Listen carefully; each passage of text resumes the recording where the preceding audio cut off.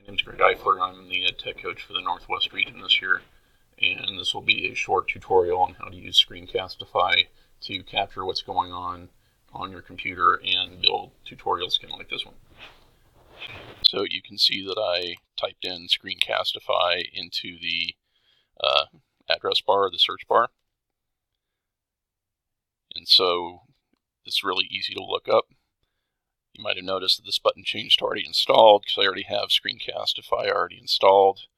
My Screencastify icon is up here. My Screencastify icon is up here.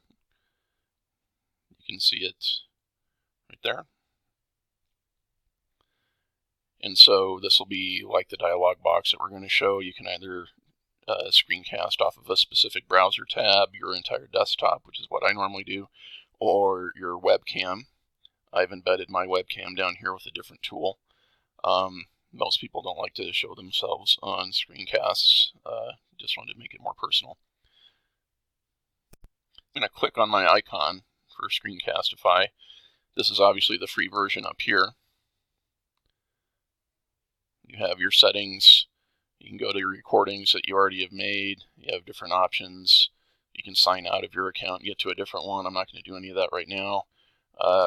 Your icons up here are pretty much the same thing. So you can see that my voice is being picked up on the microphone by the green bar here.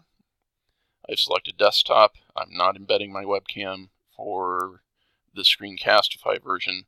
And when I hit record, it gives me an option to share my entire screen or just an application window. I'm just going to share my entire screen. Just count it down. You have your toolbar down here that controls your screencast. So focus, hide cursor, highlighter, pause, your mouse, a pen, eraser, all that good stuff. So for my demo, I'm going to go to Google Doc and show how to voice type. So I'm going to go to voice typing in my Google Doc. Now whatever I speak into the microphone will be typed into my Google Doc. Pretty fantastic, right? But it's really powerful if you can see it live in a video as opposed to just a written description. So if I go back down to my toolbar, I can pause the recording. If I wanted to resume, stop, restart the recording, get my mouse and all this stuff, that's fine. I'm going to stop the recording because this is just a very short demo.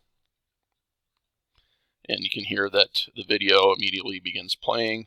This video has been saved to my Google Drive, and I can share it through Google Drive. I can upload it to YouTube.